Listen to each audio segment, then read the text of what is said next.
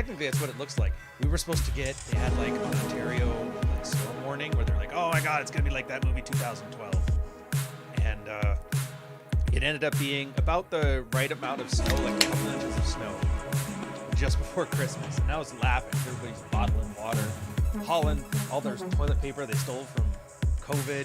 That was awesome. All right, let's wind these things down. Let's put the entrance in there. Get that out of the way. Good enough. Hey, Merry Christmas, fellas. It's good to see you. If you haven't been following me on Twitter, and if you haven't, I don't know why you would. So I've made, like, as of like a couple days ago, I was like, no more like testing people's frame and shit posting over Christmas. And I swear that like Jesus is testing this, man. He's testing us. Okay, first things. There's a drink you're gonna learn about here. Clamato juice, beer. It's called a clam eye. In America, you guys can't get Clamato juice. So the best way I can tell you what you need to do is buy some tomato juice, like V8 or whatever. And then you buy, like, you can usually get clam juice in like any cooking store. They usually use it for like baking and stuff. So, and then you mix them together until you get, instead of like the soup consistency that V8 has, you want it to almost have like an orange juice consistency to it, right? Anyways, mix them together. It's one of the great Canadian drinks out there. And the beauty of it is the cheaper your beer, the better it is. So Bud Light, you can actually have a use for Bud Light. With bourbon? Oh, I don't know. I don't know if you want Clamato with bourbon, sir. Oh, you guys can get it in the States. Good job. Because that was like the biggest thing. Because Caesar's is the other great Canadian drink. But so there's my cooking video for the year. Oh, okay. So yeah, the Christmas thing. It was funny because I'm just like, all right, so I'm going through and it's just a more wholesome. I mean, it's not wholesome, but it's a more wholesome Christmas experience. And I saw this one photo of some chick. I don't know who she is. And she was showing up her Christmas tree. Hey guys, just my Christmas tree here. You know that old Reddit meme of how like a guy takes a photo and it's like object, and then how a girl takes photo, it's her face right in front and you can see half the object. It was like one of those. And I'm like, dude, I don't know. I find for people's Christmas trees, I don't like them when they're aesthetic, when they have like a look to them, when all the decorations match. You need to kind of have a hodgepodge of stuff you've built up over years. And don't get me wrong. This is, oh, I've just done some better work with, I always do some fiddling with the lighting and that to get it working pew pew. So that's good. Thank you for noticing. Yeah, lighting, and that makes all the difference. Oh, where was I going with this? Yeah, so this is coming from a guy who has like the Charlie Brown Christmas tree. Like, you know, the one where it's just like the stick in the ground. I don't know what it is, but I just like it because it's going to get onto the topic of the show here. And that's where the thumbnail was from. The idea of the Rhinestone Christmas Survival Guide. And it really is a good one. Got to do some timestamps here. I should probably save the full guide for a minute. Because I was going to do some more just banter with you guys. You know, have some fun. Have some fun and do some bants. My dad has that same tree. It's the minimalist Christmas tree come true. Oh, yeah. Don't get me wrong. If a dozen of your Christmas tree lights aren't working despite new bulbs, your tree is awful. It's just... And I guess the purpose of this is a lot of the trads. And like, I understand. Even though I make fun of it. Why would a guy need a universal survival guide for Christmas? I'm getting to that. I can understand why guys want tradition, because it gives you a sense of like an anchoring of your values and all that stuff. And I get the way the world is right now. It seems like none of the things you value are being taken seriously by people who are in a position to mess with your life. I get it. Biden's doing this. And don't get me wrong. We got Trudeau. Like, I understand. I understand. What the hell is Smokey the Babe? I don't even know who that is. Is that like a butt fudger thing? Oh, so what do you need it for? When I was in the military, my first year or two, I would like go with friends and their girlfriends and their wives, and I just follow them around for Christmas because I was just like a nice or brand new, fresh-faced, ordinary seaman, had to work Christmas Day kind of thing. So I was like, whatever. And they're like, yeah, we're just doing some Christmas shopping. Come on in. It's like 2-3 weeks before Christmas, and you found traffic was just insane. Like, you're driving there, and then the husband's trying to drive through traffic, like a buddy of mine. He's trying to drive through there. His wife's obviously getting irritated because not everything is perfect. Like, oh, what? We don't even know what your cousin blah blah blah wants for Christmas. We don't know this. We don't know that. So the traffic's getting on his nerves. The fact that she doesn't have a social perfection is getting on her nerves. And then they start bickering with each other. And I'm sitting there. I'm in that awkward position where you're like the third wheel when a couple is sitting there fighting. And you know they're fighting just because they're like stressed and annoyed and hungry. And I'm just thinking, I've got to get these guys to the food court. They get to the parking lot. The parking lot is just madness. Everybody's so busy yelling at their kids in the back seat that they're forgetting to look left as they turn. Little fender bender here, an accident there. Somebody apparently has been breaking into cars out in the parking lot. It's like madness. And then we get in there and they're like going through their list of what do they think they like. They're arguing about little things, and eventually the guy's had enough. And so they figure out that this person likes this thing, but it's not available at Toys R Us because they sold out because it was popular and everybody bought it in November. So then they have to come up with some alternate that works, but they know it's a kid, and anything they get them it's like as a kid, if you wanted He-Man and they gave you like Man of War, you were pissed. You're like, dude, this is not, it's a He-Man. It says He-Man on the thing. It's like, it's not He-Man. I mean, at least you didn't get Orko, okay? So, and that's just the start of it. Don't get me on the dinners. It's the mother-in-law brought a pie, but she knows I'm the pie person because I'm good at pie. And girls are treating Christmas dinner like a social flex. And it took me back to like when I'd visit my grandparents, very, very, very devout Baptist Christians. And every Sunday, like my grandpa had like a 1960 something Chevy truck in cherry red. And the thing looked like, when you see those restored cars, that was it. But it wasn't restored. It's just he only ever drove it to church. So for 30 years, this thing required basic maintenance and looked brand new, like he just got it off the lot. And Sunday, they dress up in their nice, best clothes, and the girls all have a little hen pecking circle amongst each others where they have to decide who's the best dressed one in that. And it just seemed like it's these same little social games. And in the entire event is just basically a way, if you're a Christian, to celebrate the Lord and Savior Jesus Christ. And if you're more on the secular side, it's a way of enjoying family. So family or Jesus, pick one. Either way, none of that has to do with yelling at your husband because some asshole cut you guys off in a parking lot in a Walmart on December 14th while you're both stressed out. And it's just not worth it. And then you see those stories of like kids going home to their parents with like, the short-haired lesbian cut. And they're like, I'm going to argue with this guy about Roe versus Wade. And then the drunk uncle's like, I'm 50. I don't give a fuck. And you got all this madness. I don't know how much of this, and obviously not all of this is going to apply to everybody, but some of it applies to you.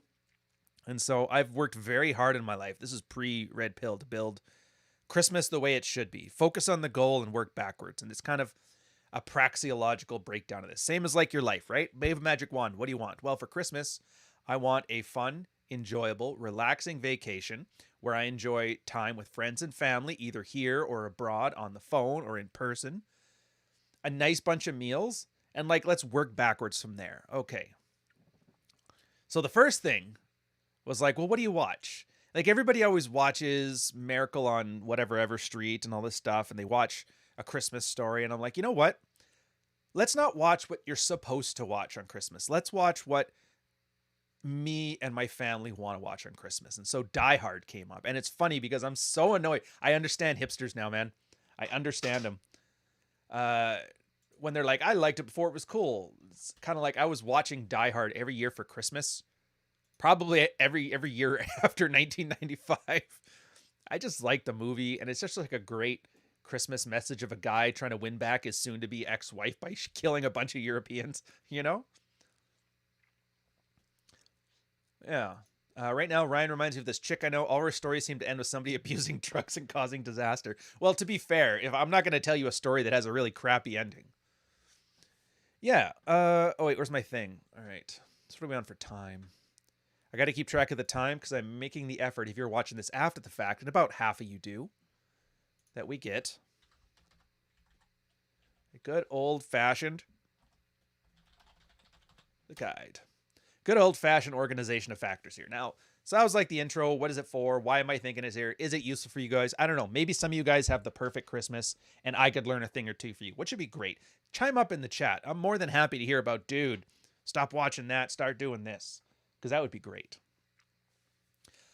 I mean, but here's the thing. It doesn't matter which ones I pick. They're mine to pick. I like A Christmas Story. I like Bill Murray's Scrooged. I think they're great movies. I just, for some reason, they didn't make the cut. So it was Die Hard. And then I kind of expanded from there because Die Hard's only 2 hours long.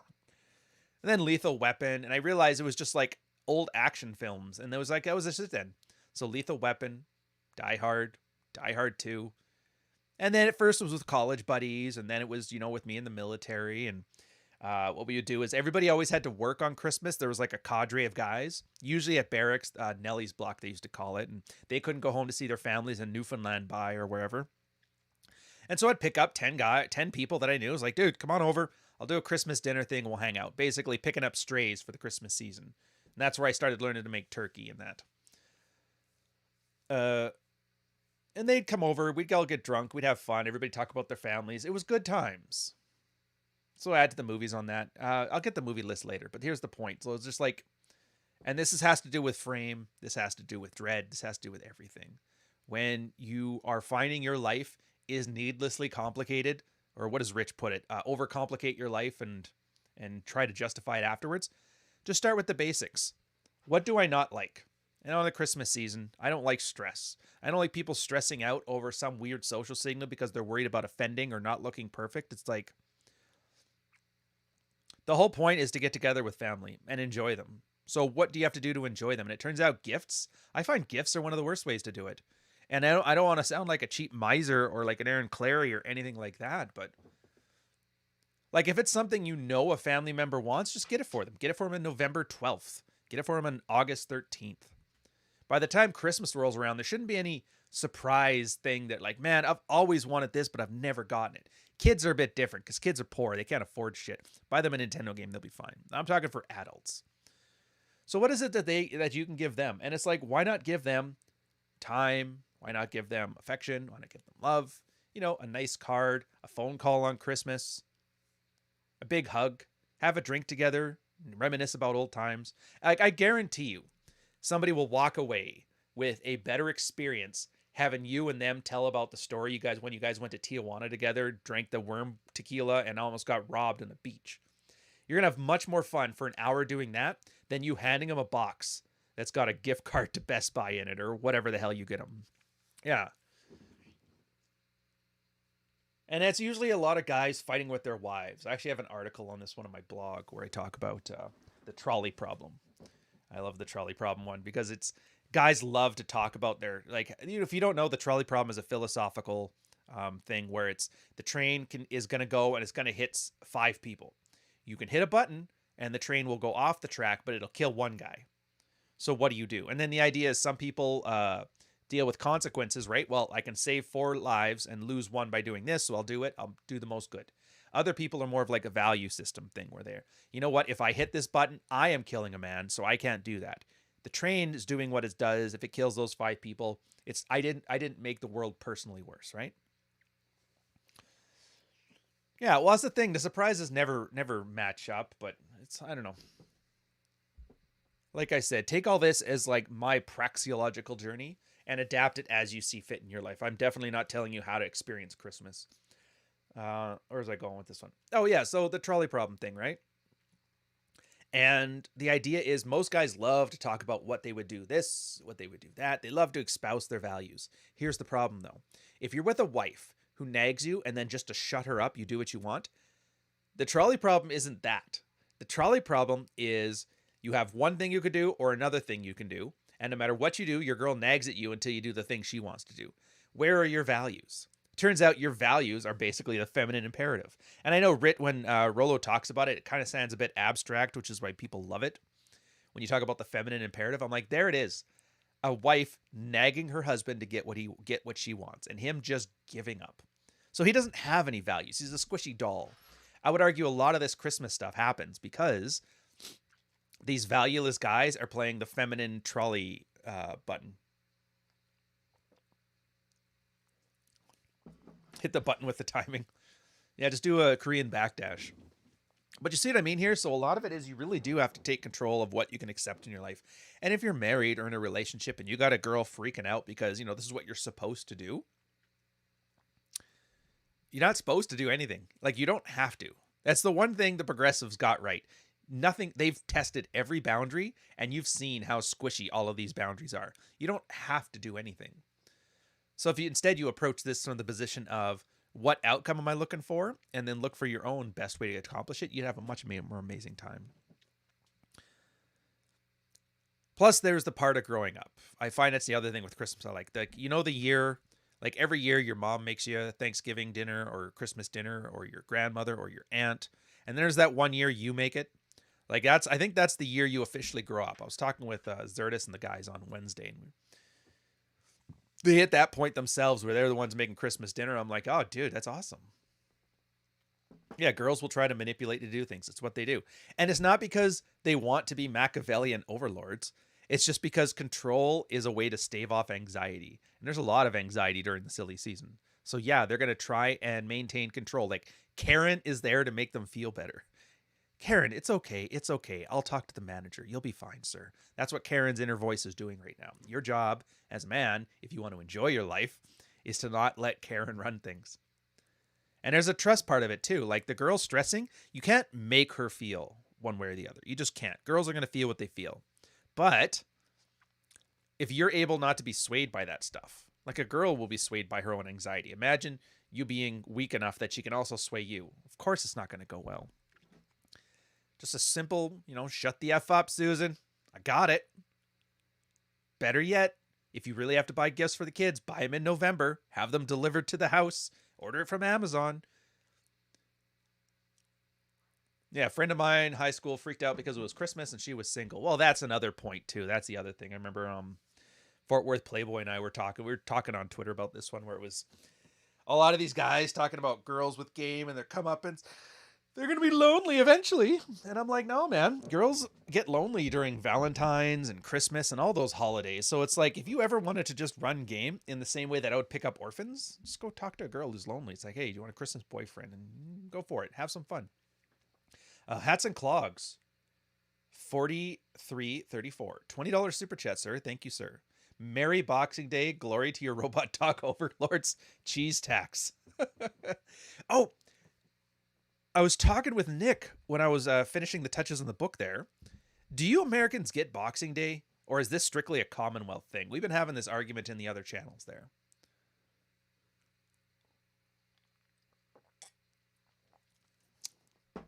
And when you do a set you want, she might leave, but things might get closer. That's the thing. That's always what it comes down to. When a guy buckles to his girl, he's always worried she'll leave him over it. And it's such like a weird thing, because like that childhood fear of abandonment coming up in adults. I've explained it to death, and I can explain it again if you want to, but whatever. A lot of guys don't realize that when they submit to a girl because they're afraid of her emotions or her reactions, or they want her to be okay, and the stress makes them feel bad, is that they're making things worse because now she has nothing to anchor to. And this part of what I was talking about with Frame is about being the oak. And everybody thinks they need to be a rock, a solid rock. And I'm like, no, it's like the metaphor is pretty apt. It's an oak. For two reasons. One, people who think this need to be the rock doesn't change. You can put the rock in, a windstorm. It looks exactly the same when it's super sunny, when it's rainy. It doesn't change. It's not affected by its environment, sure, but it's not reactive to it too. Nobody would even notice it's there. It's completely unyielding. Sounds really good if you're some incel, but for regular people, doesn't really work. Oak tree, on the other hand, doesn't move. Its roots are down. It's not going anywhere. But, hurricane blows through it. You see the branches move around. Winter and summer come. The things fall. It reacts to its environment. And it's like, I want to say it's a metaphor for empathy, but I think it's kind of beta male stuff. I just mean that. It's like, yeah, if your girl's freaking out, like you acknowledge that the freakouts are happening. You know why the freakouts are happening. But your roots are rooted. You're not moving. And this is like a big part of having good frame, is being able to weather the storm of your girl's emotions. As long as the rock isn't using steroids. When I explained to my friend what cuffing season is, she looked me in the eye and said, Zach, that's... Is it though? Is it? Nigel, thank you, sir. €5 super chat, or £5 super chat. That's right. Brexit. Merry Christmas. Why do most online businesses sound like Ponzi schemes? Well, actually, you know what? We're going to give a timestamp for this one. I like this answer.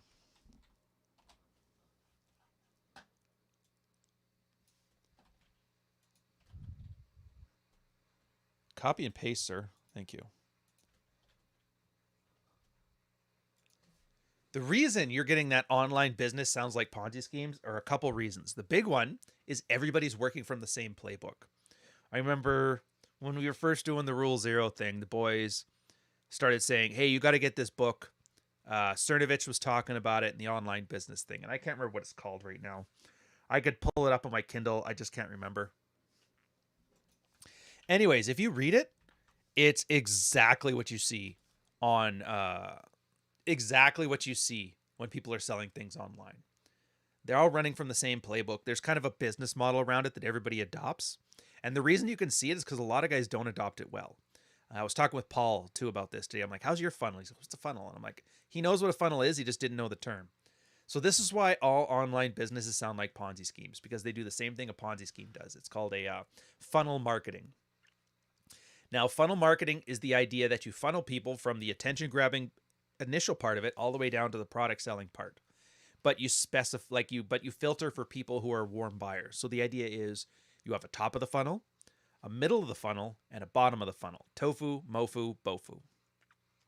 Top of the funnel, just learn my name. That's the only goal of top of the funnel marketing, is you want people to know you exist and know you have a link to material. That's the middle of the funnel.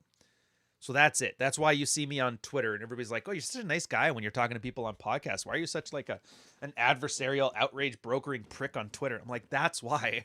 It's the top of the funnel. You don't need to like me. You don't need to love me. You don't need to worship me. You don't need to buy my stuff. You just need to know who I am and where you can find me. And that's it. And that's why if I have an acrimonious tweet that takes off, my next thing underneath is join the newsletter, go to the YouTube channel. That's it. That's all I want from you. And it's great because now you're filtering. People get to engage with you at the level that they are comfortable with. And I'm explaining it in like a proper way, but I'll get to why the Ponzi scheme stuff you see after. So maybe you just like watching me take a giant dunk on e-girls or whatever the hell you see me shit posting, trads or whatever. And so that's good. You're like, that's what I want. I don't want game. I don't want red pill. I don't want YouTube. I just like seeing you tweet like an asshole every now and again. That's fine. But some people are like, oh, he's talking sexual dynamics. He's talking about relationships. Oh, red pill. Oh, he deals with like Rolo and this guy. And I'm a fan of Zertis. I want to see what his stuff is. They go to what's called the middle of the funnel. Now, the middle of the funnel is where you show people you know what you're talking about. There has to be some kind of expertise there, because otherwise you're just an idiot, right? So that's where you see like blogs. That's where you see my YouTube channel, all the long form content stuff there, which is weird because people are like, isn't all your content supposed to be behind a paywall? It's like, no, you'd be surprised. Put your most valuable stuff right up front. Everything. The best you got, middle of the funnel. Now, the purpose in the middle of the funnel is for guys who want like your expertise. They want to either assess or glean from it. And this is why you're going to see a bunch of guys. They'll have, podcasts or blogs, Twitter spaces, depending on what they are, anything in the middle. So from the middle, then you have that fairly interested group that likes you for your expertise, not so much because you're shit, just because of the attention grabbing stuff. And then you put links to the bottom of the funnel stuff there. All right, just so you know, there is a Patreon, or there is a community of alpha males of distinguished excellence, or whatever the fuck. Here's the Amazon book. Everything goes at the bottom, right? So then at the bottom of the funnel, you got guys that loved your attention and then decided to go to the next step, and they wanted to see your expertise, and then to the next step where they become warm buyers. And this is the idea. So if I'm not going to buy a book, whatever. You're in the middle of the funnel. You're perfectly fine watching all the mids watch videos, but you don't want to buy a book. You just don't click on the bottom of the funnel, which is saying you're opting out of it, which is great because a lot of guys get annoyed when you're on Twitter, the top of the funnel activity, and all you're doing is pitching your stuff. They're like, oh, this guy's just a sleazy salesman. And this is why you notice so much online business Ponzi scheme stuff, because their funnels suck. And they always think a funnel is a way of like, this is how you manipulate your audience. It's like, no, excuse me. No, it's not. A funnel is the way for you to stop wasting your time selling to people who don't want to be sold to, and stop delivering attention-grabbing content to people who don't want it. You let people engage to the level they want to. Now, if you really suck at it, then yeah, it's going to look like a Ponzi scheme. And it's all that same thing. You know, that giant list? Like, hey, do you feel this? Do you feel that? Where it reads like an infomercial and you got to scroll like forever down to the bottom where you find it. Okay, there it is. The Gumroad course on whatever. Those are kind of scammy because they're actually selecting for suckers. Selecting for suckers because anybody who's willing to read an entire ad copy list that's that long is more than likely going to buy some dumb shit. And so anybody who doesn't want it filters them out. I don't like it when people do it that way because it's just, they're not showing off their expertise. They're showing off a system's expertise. It's like that bureaucrat that just knows how to read policy. Like you're at the DMV, you just want a driver's license. And this guy's like, I'm reading the book here. Sorry, sir. It says here you need a driver's license. It is a driver's license. Well, it doesn't say driver's license. It's a license I give you when I drive, but it needs to say that specific word. And you're just like, I really hate this person. But you can't say nothing because they have the entire power of the state behind them. Like they'll kill you if you wanted to strangle them behind the thing. But that's why it seems like a Ponzi scheme for you, right? So good ones, and everybody does it. That's just the way business is done. So everybody does it. And when it's done well, you don't notice it.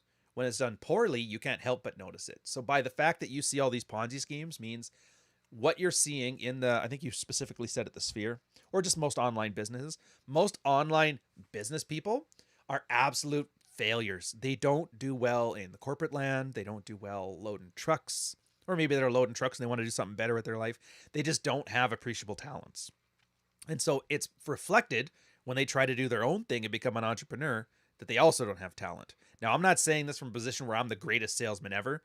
I am the way I approach it is I don't like demagoguery. I don't like online sycophants. I don't like that parasitic social thing where you have like people throwing tier 3 super chats at e-girls who are like, thanks, man, my boyfriend will, like, none of that shit. I hate it.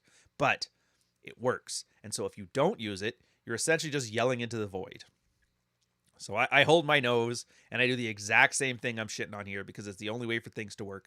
The only saving grace I have is that I'm self-aware enough to let you guys know I'm doing it. I do you the courtesy of not bullshitting you, right?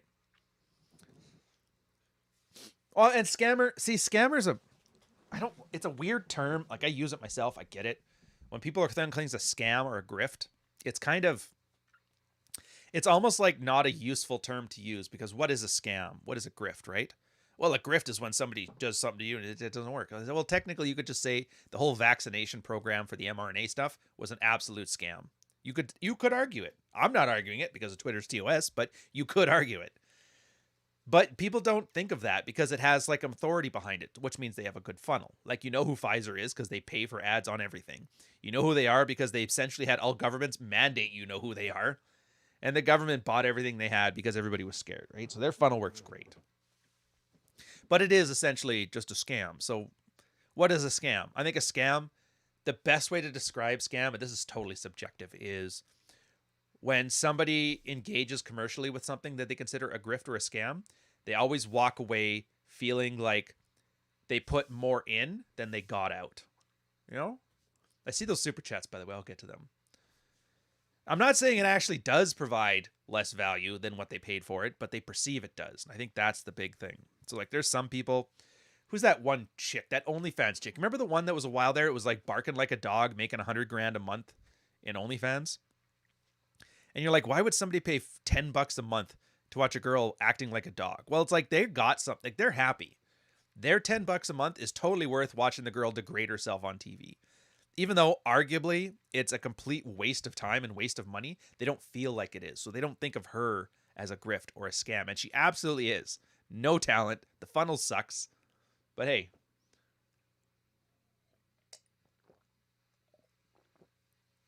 Is what it is, right? So yeah, just when you walk away from it. It's one thing I've always tried to keep in mind. Like I've probably been ask any of the guys from like Rule Zero, past or present, and they'll say the same thing, is that when I do something, like we want to do a conference or whatever, I always want to say, if somebody has to give me $1, I want them to get $5 of value, which makes sense because scale, right? If there's 1,000 of you guys paying $1 for something, I'm one guy making $5 worth of value and giving it to everybody. So everybody wins in those scenarios. That's what you're trying to do. But a lot of people don't do that because they don't care. They don't care. They just want money. I want money, and I don't give a fuck about the long-term consequences. That's why you see so many brands nuke their stuff. It's just short-term thinking. Anthony Johnson had a wonderful convention, crushing it because he got Rollo in there for free, brought a bunch of talent in there. He said he had all the talent he needed. All he had to do was just shut up and watch money roll in. But what does he do? I don't like that. I want to be the most important guy ever. Has his temper tantrum, loses out to the point that he was basically broke riding on 7-year-old YouTube content. Sucks, right? But that's what most entrepreneurs do, man. That's what most of them do. Okay, so back to JD, £5 super chat. If and when you decide you want that relationship, try not to go looking during the holidays. Xmas, Valentine's, New Year's, Easter, don't get cuffed. Actually, it's funny, JD. I'm going to go on, what's the thing called? Hold on a sec. I got to learn. I want to make sure I get her name right here. I think so, at least how it stands right now. Aw, Andrew Tate told me Merry Christmas. The good one. Chrissy Mayer. I think it's something called Simpcast. It looks like in the beginning of January we're going to be talking about that. So that should be pretty fun. Unless she sees my tweets and decides it's not fun anymore, which is fine. But I don't think you need to look for a relationship at all. Like, don't. Go and be single and do the bachelor thing and do it as well as you can. If you want to settle down, I guarantee you don't need some guru telling you when to do it. And you don't need to set aside as like a conscious thought. You just take an opportunity if it comes up, if you're in the mood for it. There will be times where you don't want to settle down and you see a great wife material type person. That's great. There'll be times where you would be open to be settling down and this girl wants to settle down, but you can't stand her other than the sex. So you're like, no, and that's fine. All right. Dante. Thank you, sir. 200 pesos. Christmas here in 1.5 hours. Cheers to Ryan and the whole T-Rex army. It's been a good year for me and I hope it's been the same for y'all. Dude, I kind of don't think it could have been a better year. Every one of you guys I've talked to have had good years, like the Marty and the Mish, all of them stuff. Hats and Clogs wants to know what is cuffed. To be fair, I didn't know either. I was just going to let it slide, but now I got to look like an idiot who doesn't know what I'm talking about. I actually don't know what the cuffing season is. I'm assuming it's something to do with like sexual cuffing, so we'll have to see. There. Yeah, but Merry Christmas in an hour and a half. All right, Ryan, have a Merry Christmas, of course, all you dudes. Dude, you guys all too. I just say, it goes without saying. Merry Christmas to everybody. Is there any Jewish guys in here? Happy Hanukkah. Nobody celebrates Kwanzaa, but, there is some Zambian guys in here in the chat and South Africans. So if either of you guys do Kwanzaa and that's not a psyop, then enjoy that as well, I don't know what the Muslims do. I guess Ramadan. Do they have another Ramadan or is there just the one? Whatever. Anyway, so Ponzi schemes. We're going to go back to the guide now. Notice I have not done any of those little goofy shit posting things I normally do. Like I said, it's the Christmas season. I'm not going to shit on Tate or grifters or any of that crap right now because I'm like, I'm over it. So part 2. So here's the thing for me. When my girl first started dating me, I had already kind of established what I like for my Christmas thing. So she's like, oh, it's Christmas. It's November. It's December. We got to start doing things. It's like, no. We're not doing any of that. She goes, what are you talking about? We're not going to the mall. It's like, we're not going to the mall. What do you mean? The mall is banned in December. And she tried going on her own. She's like, comes in and complains. I'm like, I told you. So what did I do? I made sure we were stocked for alcohol. I made sure we were stocked for food. I made sure to talk to everybody. I had like a little tree at the time. At that time, I had like it was a fake tree, but it was like a half-sized one. And I liked it. And it was just the trinkets were always like things I had picked up along the way. I find in my house, as far as a decorative thing, I like how everything in my house has a story. Like you could point at anything on my walls and be like, what is that? And I'll be able to tell you a 5-minute story that's actually pretty interesting. So like the paintings on my wall, the ones that I had painted myself, I could describe them in great detail. I have a big collection of masks. So you're like, oh, what's this mask? Oh, that's the one I got in Dubai. That's something I picked up when I was in Scotland. Here's something from Puerto Rico. And like, there's a giant crack through it because I went in the store, I bought it. I thought it was cool. It's just like a sun god mask. As soon as I walked outside, they had like smooth granite floor for the sidewalk. And there was like a piece of moss right where I stepped. Walk out the store with it, slip, fall, smashed. And I had to walk around town all day with big clay rubble and had to put it back together when I got back on ship with like crazy glue and stuff. And And so I'm like, and now I just tell people it's like that Japanese art of liking how things are temporary. You know that one where they break a pot and then they put gold leaf inside the cracks? And I'm like, there. So it makes me look like I'm a more sophisticated person than I am. In reality, I'm just a cheap redneck with a Puerto Rican mask. But you know what I mean? Yeah, stuff with stories. And this was why the latest, I wasn't even shitposting. Some chick was talking about her Christmas tree. I don't know who she is, but I don't know. She has a lot of fans that are very voicerous. You'd almost ask like I beat up her retarded brother or something. They lost their shit, and it's just because the tree looked like a Hallmark card. I'm like, dude, you need some roughness to it. But and governors, see, that's the thing. So the story, the aesthetic, I get it. When you have a bunch of things together that are all like mismatched, it's got that grandmother's living room aesthetic to it where it's very cluttered, very chaotic. But when everything has a story, you start to learn that those stories are the decor, not the actual things, right? And so for your Christmas thing, just start thinking about the traditions that you liked. What was the thing you liked? Here's a great one. My family, our biggest tradition, we actually don't fight much at all. I mean, were kind of unified in hating our stepdad, but that's another story. So we used to sit in like a big group, on the sofa or on the floor in a big circle. There's like 5, 6, 7 of us all together. It's like the Home Alone family. And we'd all be drinking and having fun. And then one of us would just brutalize and bully one of the members of the family, like my older sister, my younger sister, my baby sister, my brother, or me.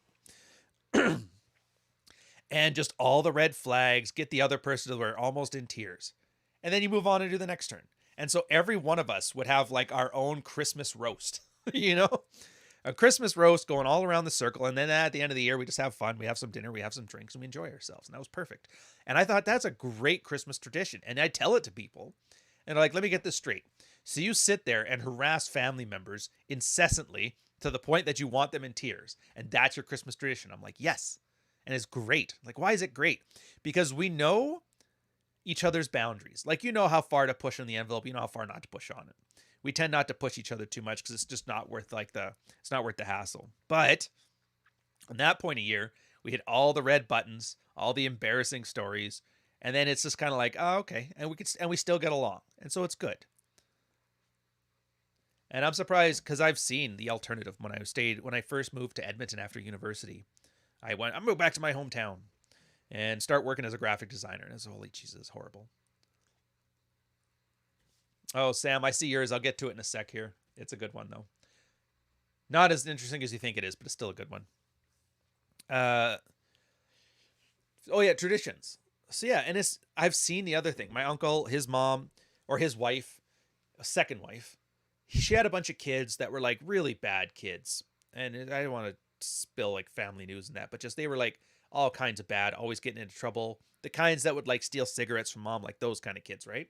And they sat there at the dinner table, and the mom, and the daughter, and the son, and they all like act pleasant to each other. But there was like a tension in your room, and there was always just like one comment away from a blow up. And I'm like, these people, had they sat down and had a big bitch session sitting in a circle, roasting each other hard, would get all of this tension out of their system and sit there and actually just eat mashed potatoes without worrying about nuclear fallout, So yeah, maybe you're one of those families where you and the kids have like a tension. Maybe you and the wife have this tension. Sometimes it's fine. Like everybody's so afraid of conflict that they would rather live in abject misery and quiet desperation. And I'm here to tell you, sometimes just have that fight. Well, she might leave. You know what? If that fight is all it takes for your family to break up, the family's dead. The family's dead. And the best thing you can do is just put it out of its misery. So, quick thing on the super chat here. I guess we'll get to that one quick. What's the time? 40 minutes.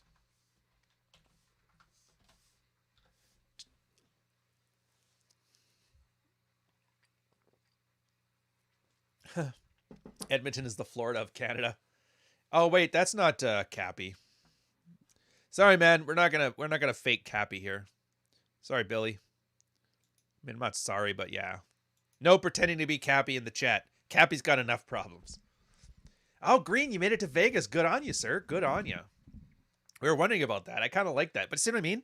That's his Christmas tradition. I'm going to go to the desert and gamble. F it. Okay, so super chat. Sam Whiskey, $4.99.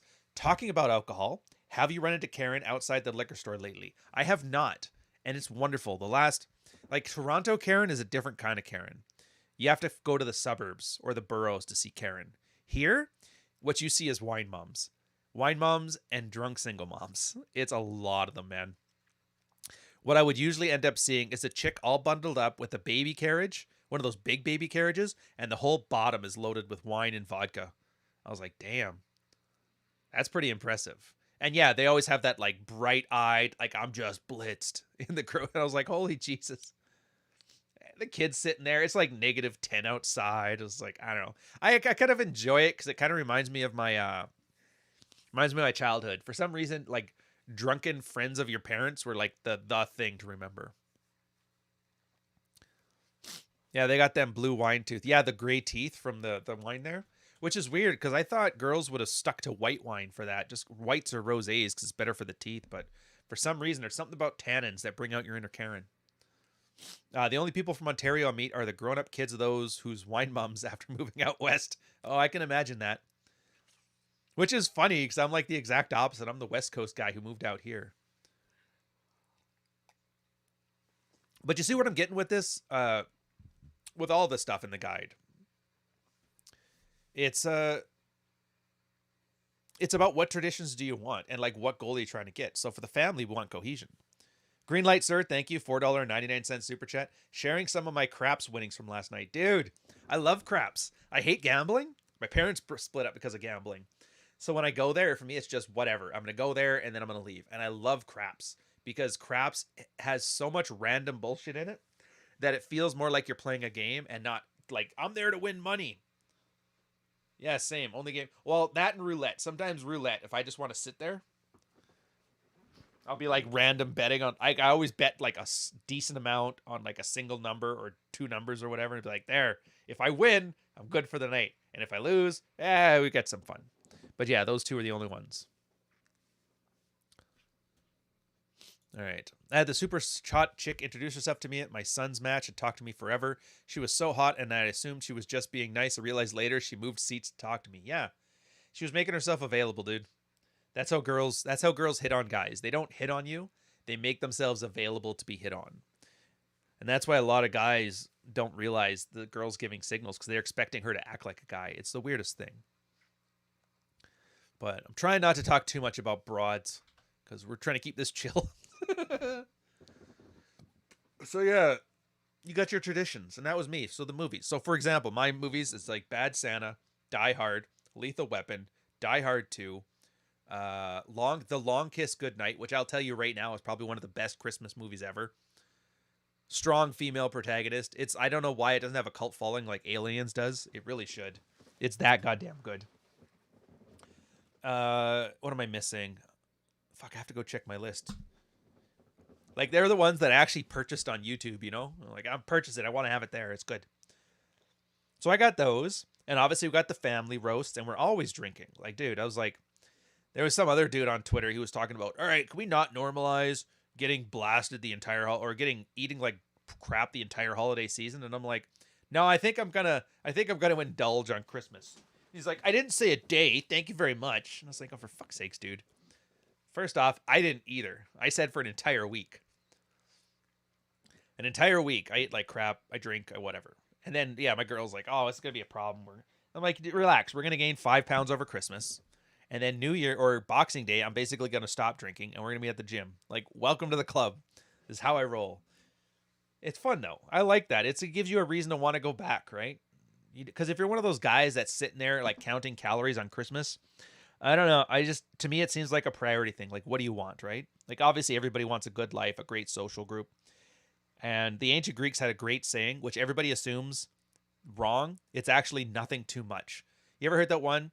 Like everything in moderation, including moderation. It's not the saying. The saying is nothing too much. That's it.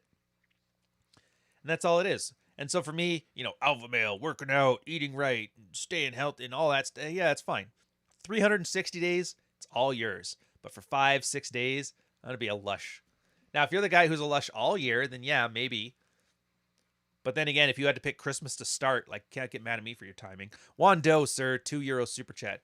Can we summon Cappy as the Grinch for this pod? Dude, how funny would that be? Get him all Grinched up. But the thing is, the Grinch knew he was the Grinch.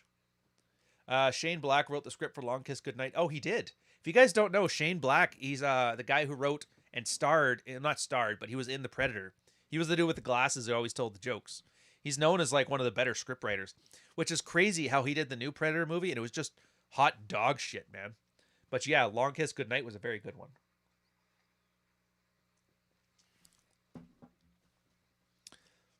So you got that, and then it's like, what about food? I mean, food matters.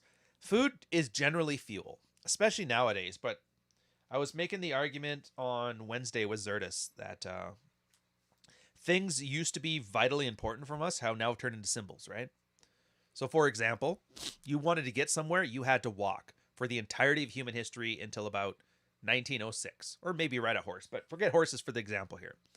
So you had to walk if you wanted to get anywhere. But then we have cars. Now you can drive wherever you want to go. So what happens now? Well, we made a technology that extends the human need, the human body. Car will do. We don't ever have to walk anywhere again. So why do you walk now? Well, people walk for exercise. People walk to be sociable. People walk to sightsee. There's all this symbolic reasons we walk now. And none of them have to do with transport. And I'd argue a lot of things in our life. Technology has basically removed a lot of biologically vital parts of our life and made them into symbols. Sex, absolutely. Actually, pin and sex. What's the other one I want to use? Example for that. Eating. Yeah, eating for sure. Eating used to be sustenance. You wanted to eat or you starved. And now we have enough food that you're never going to starve. So it's become like a social function. It's become a value judgment. That's why vegans exist. Vegans exist because they want to flex about how nice and moral they are. Like, imagine any time in history you telling somebody, oh yeah, I've chosen not to eat half of what exists on the earth because I'm a good person. They'd look at you like you got 3 fucking heads. 3 fucking heads. There's this feminist chick named Rachel, and she couldn't believe Cappy has a hot girlfriend with big tits. Fair enough. I wasn't aware of his girlfriend's tits, but that's good. Tom Canuck, sir. $5, 1 cent. Thanks for the great year of info, the entertainment, and having an audience that's spurg free. Merry Christmas to you and yours. Did you get the dogs gifts? Oh, we're feeding the dogs. The dogs just they just want stomach gifts. That's all they want. So we'll be making them a turkey dinner. It'll be good. Probably even make them pancakes for breakfast because, whatever. They always love stuff like that. I don't know. It feels weird. You kind of like anthropomorphize the dogs, but like, yeah, whatever. But yeah, green light's right. Foods become entertainment. So everything, and sex is too. Sex used to be procreation, but now we got birth control. Now we got Tinder, and sex is now like a placebo to stave off loneliness. Sex is now a social flex. Oh, I'm a stud, whatever. Sex is now like all manner of things. Degenerate, a way of hiding shame. You build up kinks and all this kind of stuff, which whatever. So nothing is what it's meant to do. And so it really does a disservice if you don't deconstruct your Christmas holiday to find a better pathway for you, So for food, and that's the easiest part. What do I want for food? Well, I don't know. I like the idea of something my family has made, and we have it as a tradition, like bringing up the generations. I like that. It's the idea that you're holding on to the things in your life that were good and carrying them forward. Unfortunately, my mom was not the best cook, so I don't have any of that shit. My grandmother wasn't bad, so I'm like, all right, well, I'll just do something. And then for me, it was pumpkin or sweet potato pie. I don't know. That and cranberry sauce. I like the idea of like a custom cranberry sauce because it's a fairly simple thing to make. If you guys have never made it, oh, dude, just go to like Walmart or whatever grocery store. They usually get cranberries in like a $2 bag like this, right? You get those, throw them in a pot.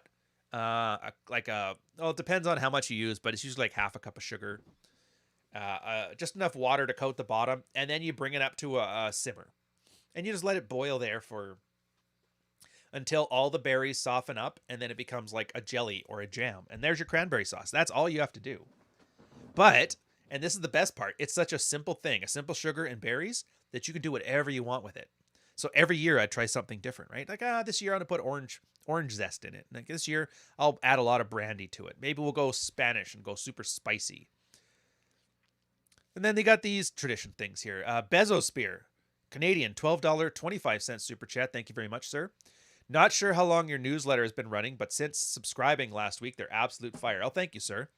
I've had it for probably since I've started, because that's my middle of the funnel is the emails, and it leads directly to the bottom of the funnel. But yeah, the email. So every time I write a book, they tend to be excerpts from the book, as mostly from the email list. I try not to be, because I read a bunch of other people's ones, and I know Cortez gets a lot of grief from me, which fair, I get it. It's not Christmas to rest of the year, but today it is. But I noticed his was just kind of like watching somebody's TikTok, well, I had a bagel this morning. It tasted pretty good, this, pretty good that. And I was just like, imagine, like I've tried to think of like from you guys, what is it you guys want on an email? And I realize it's, first off, I'm asking you for 5 to 15 minutes of your time. I try to make it 5. I'm like, a smoke break, I can live with a smoke break. So you want somebody to take 5 minutes out of their day to focus on you and what you're doing. So how do I provide any value for that? Well, I'm just going to show you the stuff that brought you here in the first place. Full on sexual strategy, red pill, the books I'm writing, that kind of thing. Which is good because then I don't want you to be surprised. Like when somebody buys Frame that's coming out tentatively Boxing Day. As soon as Rollo gives me that forward, it's going to go out next day. But I'm assuming Boxing Day now. He promised me it'll be here soon. I don't want anybody to walk away from it disappointed. I'd rather you just not buy it. So, and everybody's like, well, it's a book thing. It's behind a paywall. You're not supposed to offer it. I'm like, remember what I told you before, man? Offer your best stuff up front. I'm telling you exactly what's in the book. Yeah, it's a rough version. It hasn't been edited. It's probably going to be altered heavily from when the email was there, but it reminded me of when I used to watch Bill Burr. I used to watch him all the time. It was great. He'd come to Montreal. We'd watch him at, what the hell was the comedy club called? The Metropolis, I think it was. Anyway, so he'd do his bits, and you'd watch his bits, and then 6 months later, you'd see a new Netflix special. And I'm like, hey, it's the same routine. And I'm sitting here watching the same routine I've already watched, but I enjoyed it on a whole other level because now I got to see, oh, he changed that. Oh, he changed that line. Oh, that was different. Oh, he must have added something new. And I like the idea that you're watching something evolve from an idea to a practice to like a finished product, I am. Well, I mean, old Bill Burr, for some reason, his Red Rock thing, it's like, I don't know. He's moving on. I'm glad he kind of did Hollywood now. It's like his comic days. Yeah. They're okay. But you can tell his heart's just not in it anymore, which is fine. God knows he's earned it. Where's I going with this one? Oh, yeah, the symbols. So for me, yeah, it's just, I like the pie. I like the idea of some kind of traditional. It's the most traditional Southern thing I could think of. My family never learned how to cook, but if they did, that's probably what they would have made. And I'm like, it's good enough for me. And so I like it. You got the pies there, the cranberry sauce there. And honestly, that's all you got to do. Once you make the thing, just picture flavor profiles of things you like. The few I can recommend, you can go Asian style and go with like 5 spice, which is like star anise, cloves, cinnamon. I can't remember the other 2. I want to say cardamom, but I know that's not it. You can go with Chinese 5 spice, maybe a bit of sweet and savory together, MSG, and then you can have like an Asian themed cranberry sauce. You can go Indian themed to start adding some curried spices on there, like a tandoori or a masala, or even just like cardamom peppers, which kind of like a pepper or cardamom pods, which I use those with coffee all the time. They have like a peppery lemon taste to it. Try adding those to it. It's great. You can go Mexican with this, where you basically add like high amounts of like smoked peppers, like a chipotle, cayenne, ancho, whatever. But that's it. And then you can make it. I like it because it's customizable, it's changeable, but it's still the same. So it shows it's food that's both flexible and it's also the same, right? And then over the years, we just kind of built it up. And then this year, we're kind of like, we're going pretty simple. We're doing half traditional Christmas stuff and half Mexican Christmas stuff. So that'll be pretty fun. Red Hawk, Merry Christmas, Ryan. Congrats on the book. Looking forward to it. I am too, sir. Thank you very much. I'm at the point where I can't fucking stand the thing. So I know it's done. Like, only when I hate it this much is it in a finished state. But I appreciate it, sir. I guarantee you'll like it. I was talking with Rollo, and actually he had some good words for it. I'm like, just no bullshit. What did you think? And he's like, I like how actionable, practical, and doing things in a way that nobody else is doing. So I know it's not just like hooked on phonics or like a little kid's version of something else. Mish, Chat of Arabia, 1999 SARS, sir. Here's to masculinity accounts that need to read your book, and to me for making them lose their shit online. I swear to God, sir, cheers to you. You're probably my best advertising agent ever. All I need to do is get Abu on the line or get some Ethod on the line and then get Mish on him, and then bam. Do you see this situation, guys? Would you hate to be this guy here running his mouth like a giant fucking child? Well, I have the book for you. 9 out of 10 doctors suggest Praxeology Volume 1 frame to prevent looking like a tard, online or off.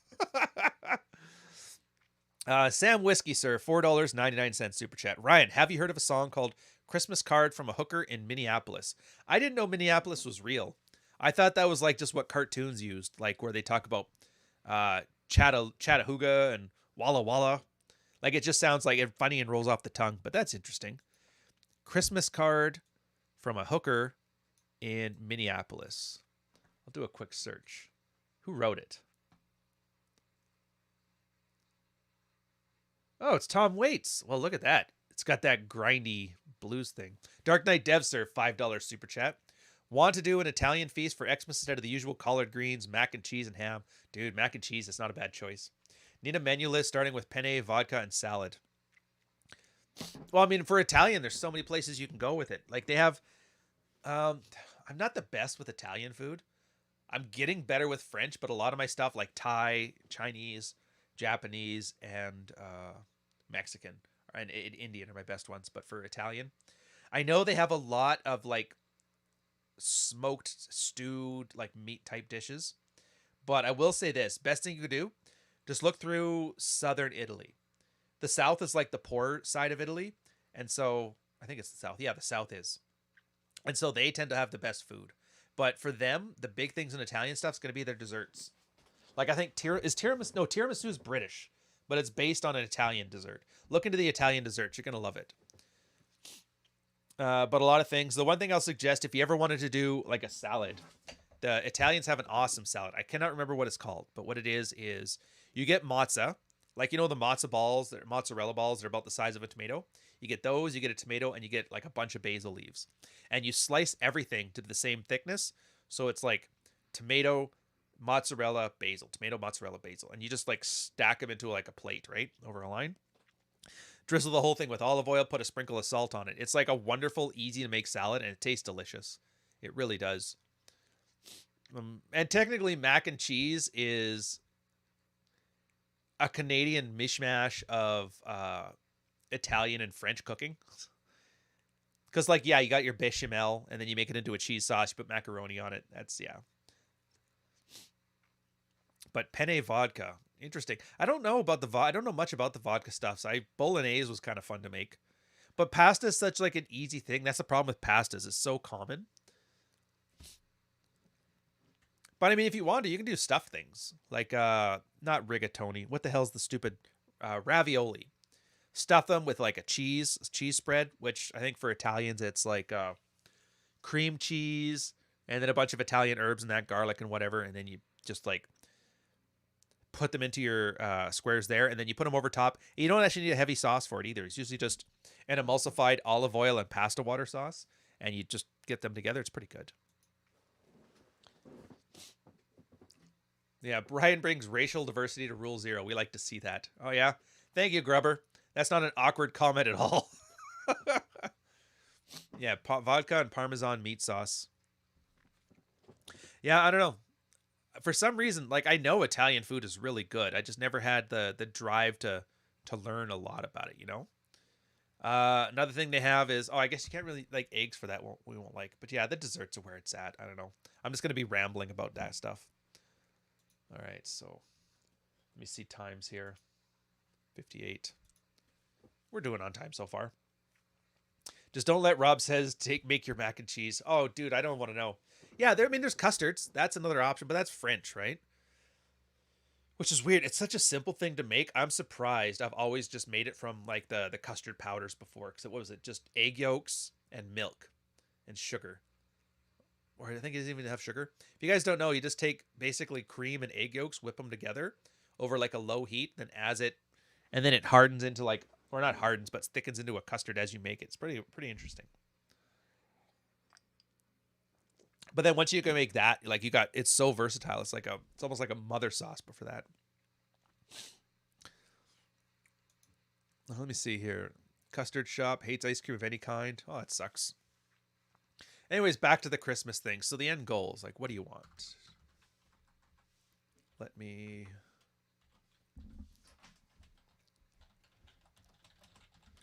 There it is. So what do you want? And I always ask this question when everybody's like, what should I do? And that's my first question. What do you want?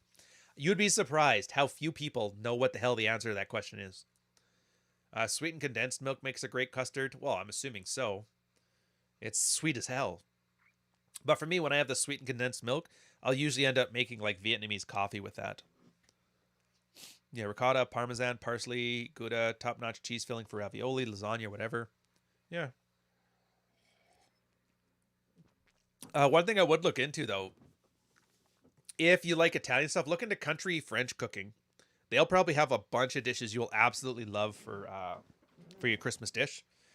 Like, what was this one? There's this one I've been dying to try. I haven't made it yet. It's a fish dumplings, a French fish dumpling, and it's just awesome. You basically take white fish, cream, eggs, a whole bunch of stuff, and you make like a shell-shaped dumpling with the type of spoon you scoop it with. You poach it in water, put it down, then they make like a decadent cheese sauce for it, put it in the oven. Looks delicious. Really does. All that herb. Rob says got summoned like Satan. Is Rob in the chat? Oh, good. Hey, man. I heard my name when I heard mac and cheese. Yeah, everybody's saying your mac and cheese sucks major dick, and I'm not sure exactly why, but we'll get there. Do you ever make ice cream and do Ziploc bags? Oh, dude, you're one of those types that do that with the ice cubes and the Ziplocs. Just buy the store-bought stuff, man. Get the stuff that's got the egg stuff on it to keep it from freezing on the top. You'll be in there. Oh, so back to the topic. Like, what do you want? And I'm just like, what do guys want? And yeah, ask them. Ask them. Most guys don't know. And this is where a lot of the problems come from. Because a guy doesn't know what he wants. He will just do what everybody else is doing. Because, I got to do something. I might as well do what they're doing.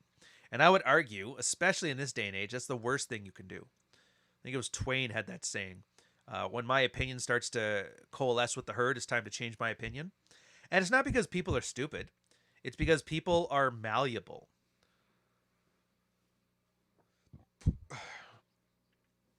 Sam Whiskey 499, is Charlie and Brian McKnight showing up in the sequel? Merry Christmas. No. No inside jokes, no catchy sailor stories. This is for the most part a strict two-part series on the entirety of the information that I've learned over the last 10 years from the Red Pill. So it's not so much me coming up with a great system. It's that the guys already made the system. All I had to do was coalesce it into like a structured narrative format. And I'll probably talk about that. I'll be doing some live stream contents where I talk about like a lot of the design choices in the book, a lot of the research from the book. You guys are going to hear a half-hour lecture on why Adobe Caslon is such a good font face. But hey. But yeah, it's not fooling. It's just path of least resistance. The problem with the path of least resistance, though, is in the short term it's good, but in the long term it cannot be good.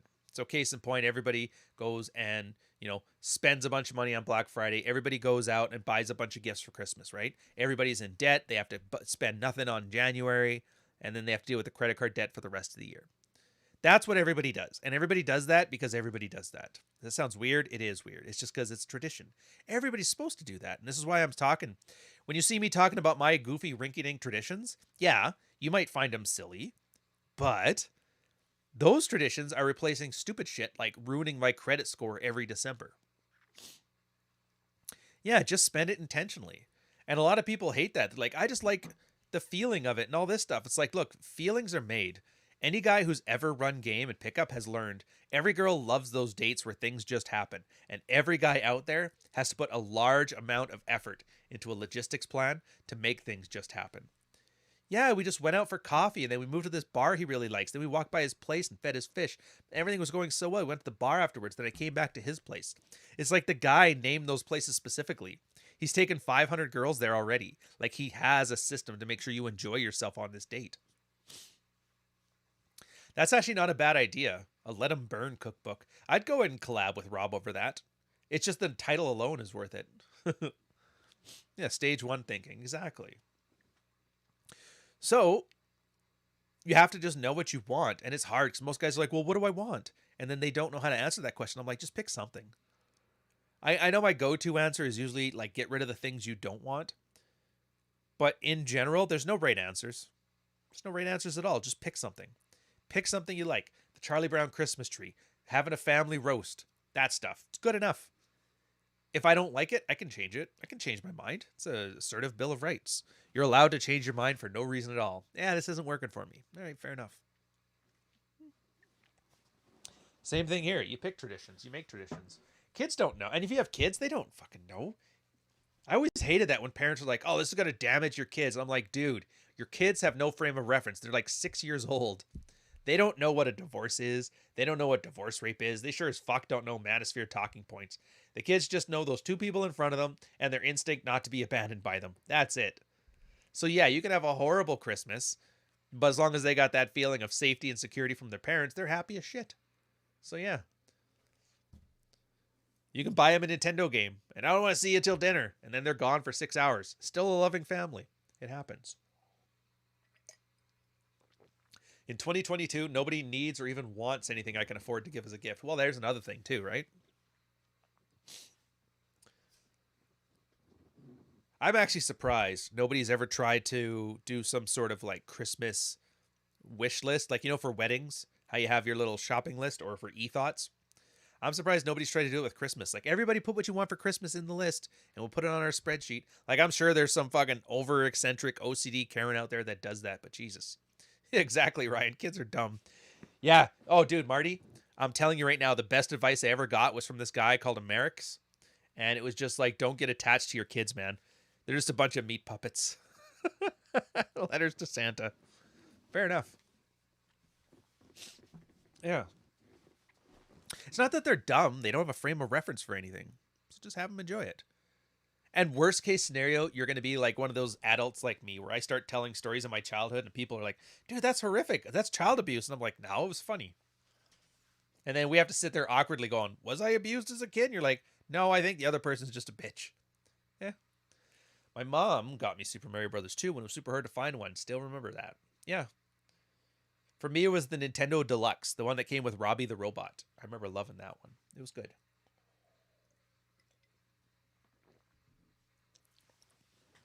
I got a Sly Cooper game for Christmas one year. It was one of the happiest days of my life. Yeah.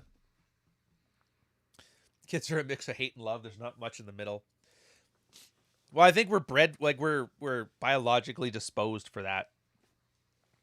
Like, you need to love your kids enough not to abandon them, but you need to hate your kids enough to make sure by 18 they're moving out of the house. I guess one of the worst disservices parents can do is like, oh, they can save some money. I'm like, nah, man. You need to be as much of a prick as possible to your kid so that when he turns 18, he is dying to move out. But not so much of a prick that at 6 years old, they take him from you, you know? Yeah, Jico, enjoy your Christmas dinner, sir. Enjoy your Christmas dinner. All right, so yeah, what do you want? And so if you don't know what you want, just pick some things. It doesn't matter. What if I don't pick the perfect Christmas tradition? I'm telling you right now, don't worry about that. It's not the perfect Christmas tradition. No tradition is the perfect tradition. In fact, if you wanted to be a full-on Redditor, I guarantee you could look at anything in Christmas traditions, in my Christmas traditions, or whatever. And you could have well, actually, it's not very good because of this logical inconsistency. You could do that. But who fucking cares? Walk and do it with a little bit of gumption, right? Walk in with your Charlie Brown Christmas tree. Rolo, I was talking with him about Christmas trees and that. He's like, I don't know if I'm going to get a tree this year. I'm like, I'll just get the Charlie Brown one like me. It's awesome. He goes, I might have to. Like, there's no trees available this time of year.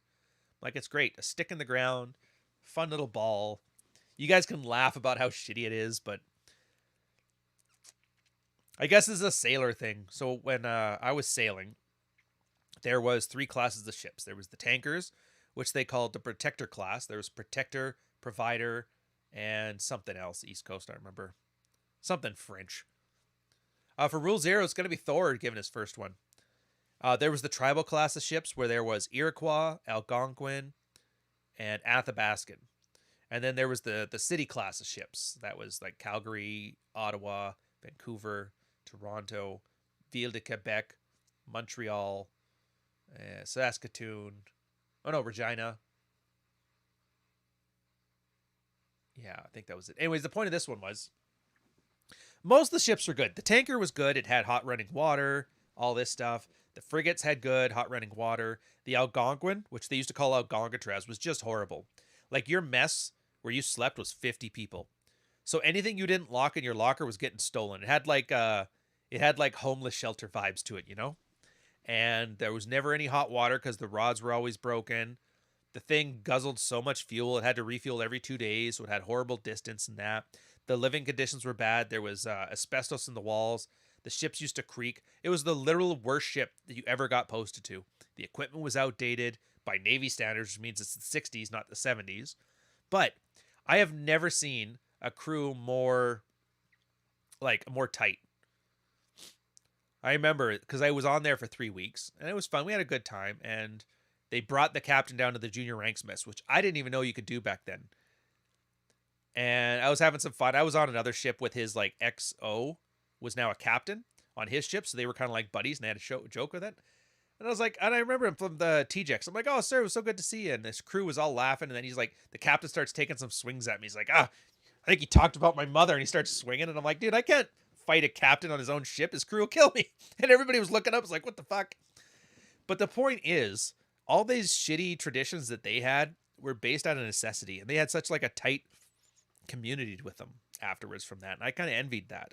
The rest of us, it was too comfortable. Our messes were only 15 people. Now, our 15 people, we were tight, and I still talk to most of them to this day. But yeah, for them, it was like all 300 of them were all just tight like a family. It was neat. It was the first time I'd ever saw somebody get his ship tattooed on his arm. And I'm like, dude, for a 3-year posting, for somebody to get a permanent, and not just like a 30 whatever, or like the ship's number there, I'm talking like a half sleeve.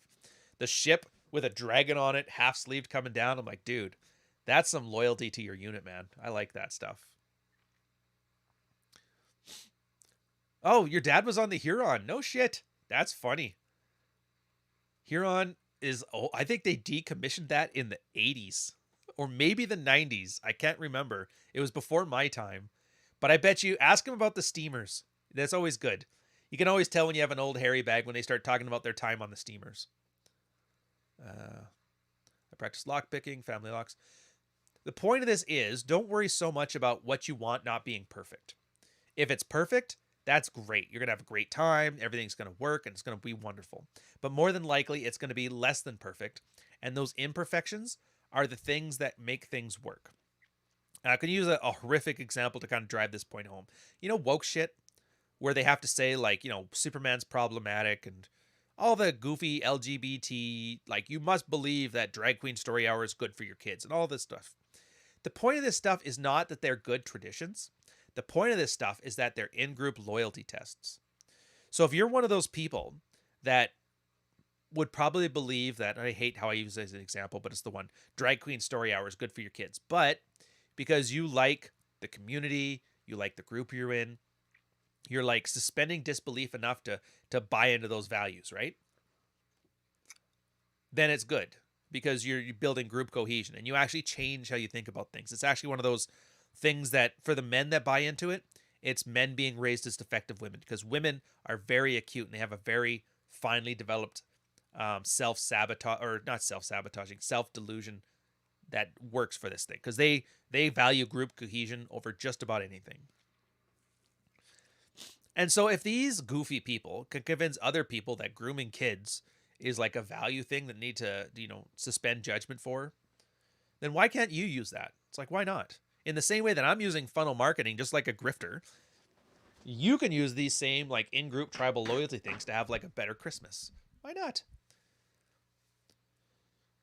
Heck, even the Japanese found out how hypothermia worked when they tortured the Chinese. We still have all the hypothermia training. We kept the good parts of it, right? Yeah, now it's men being raised as actual women. Yeah.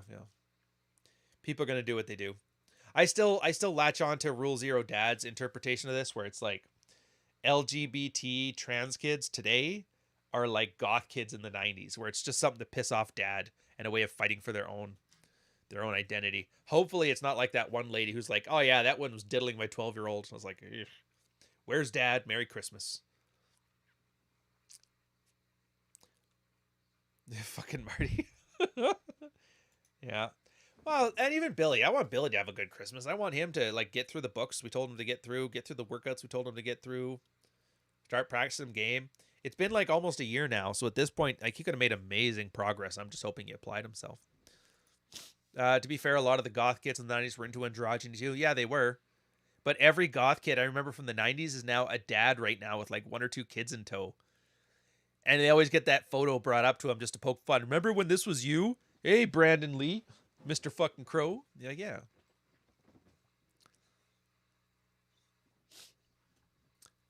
So if you can get through that and you can understand what you want, things get better. All right, so the last 15 minutes, I'm actually ahead of schedule right now. I should have added more topics. So we're going to make I'm making a call. We're going to go full bantz for the rest of this. I know it's not my usual red-pilled content, but whatever. At this point, I'm kind of red-pilled out. I'm kind of tired of the red pill White Claw power hour, of the alpha male joining Islam club. One of Billy's multiple personalities will do the work. Oh, you guys are being mean. By the way, I'm really kind of annoyed. Like, why do you... Aw. I gotta admit, see, like, I'm reaching out to everybody that, like, I follow, especially the guys I shit post, anybody who's had a good sense of humor. So, like, Andrew Tate, the weatherman, Andrew Tate, KLTV. I'm like, hey, thanks for having a good sense of humor about all this stuff. You're a good sport. Merry Christmas to you. He's like, thanks, man. You too. Little things like this. Because, like, I don't know anybody online. I don't know if they're real people. I don't know if they're traps or what. But you got to remember, for a lot of these people, online might be all they have. And just the idea of, like, a perfect stranger wishing them well could be the kind of thing that keeps them from getting Canadian healthcare, you know? And there's no reason not to. It's like it's a flex, too, where everybody's like, you got to be Machiavellian to be red pill, which is true. It absolutely is true. But here's the thing. Signaling theory, which I don't think gets nearly enough traction in the red pill space. I think it's just as important as the sexual selection evo psych theory stuff. Just being able to flex that you could be kind to a perfect stranger when there's nothing in it for you shows abundance. This is why a lot of naturals were like, why are you guys so mean to women? Why can't you just be yourself? It's like, yeah, when you have that much abundance, you can afford to be kind and polite. And that's why angry people are always never, like, you never see angry people at the top of any hierarchy. He usually goes with Lisa Sparks, but Sarah J works too. I guess the fuck are you talking about, sir? Yeah, getting Canadian healthcare. It's the new Anne hero. Exactly. So part of this is, and I get it, like sometimes you're like, oh, this chick's a fucking thought or whatever. This guy's a dick. Oh, alpha male bullshit. Just realize too, if you can play magnanimous and not in that passive aggressive way, but just like, yeah, it's fine, man. You can shit on me if you want to. Merry Christmas anyway. You know, enjoy yourself. Don't worry about it.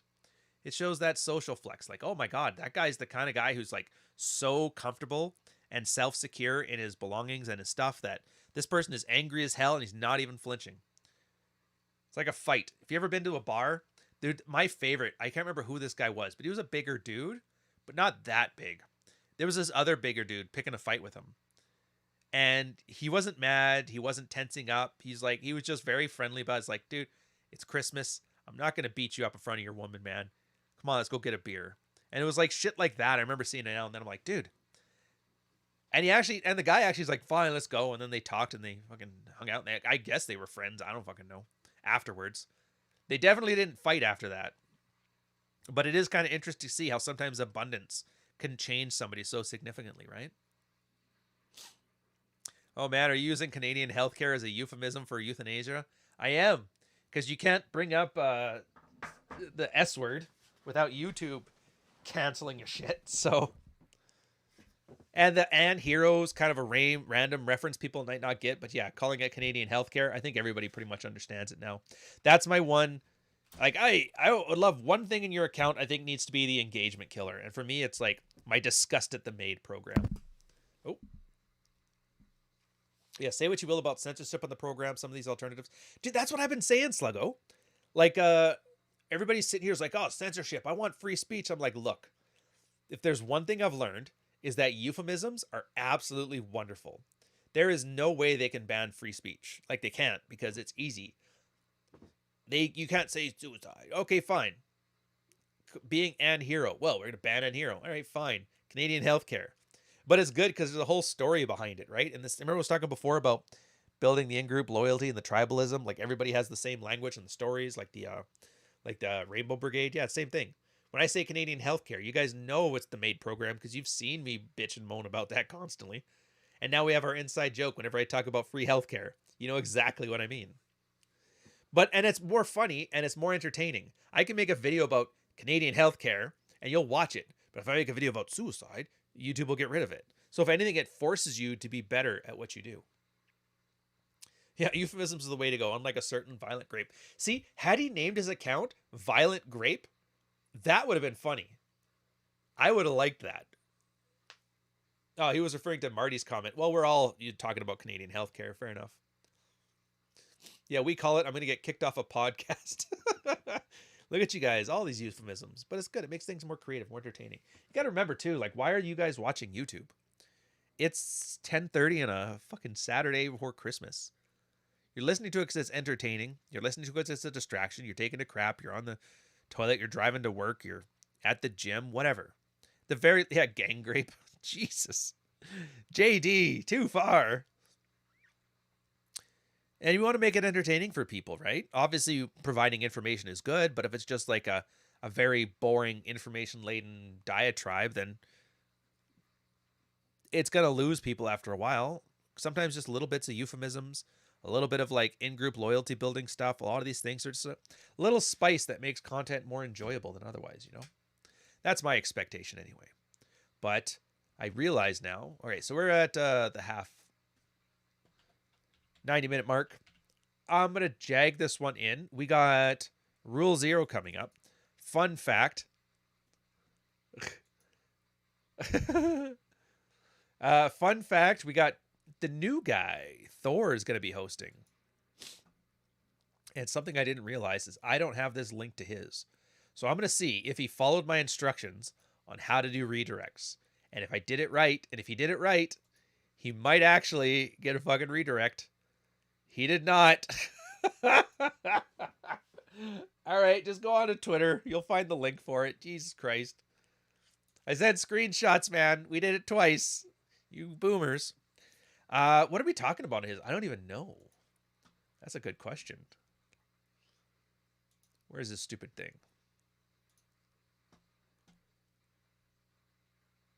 Alan Roger Curry's. Oh, that's right. And Paul, doing the final Alan Roger Curry interview before his death. Well, that'll be good. So testosterone. Okay. We'll be talking about that. It'll be pretty fun. I guess we're going to bring up some Liver King stuff too, so that'll be good. Anyways, I think that's everything. Yeah, second channel, Digital Ryan. Come check it out if you're a fan. It'll be good times. Podcast is coming. Enjoy yourselves on your Christmas. I'll see you in about an hour on Thor's channel. We're talking about testosterone. The book will be out prior to Boxing Day is the suspected date of it. Sign up to the newsletter, ryanstone.com/newsletter. You can see excerpts from it, the last little bit of the run-ups to that. And I'm going to give more pressure to Rolo. Where's my forward? Where's my forward, sir? And I'll catch you guys later. I got nothing else unless you got something for me. Let's just sit here and enjoy ourselves. And where is it? Yeah, get the music all amped up. Grab yourself a coffee. Not bad, not a single coffee today. Had a beer, a clam eye, but not a coffee. Cheers, fellas.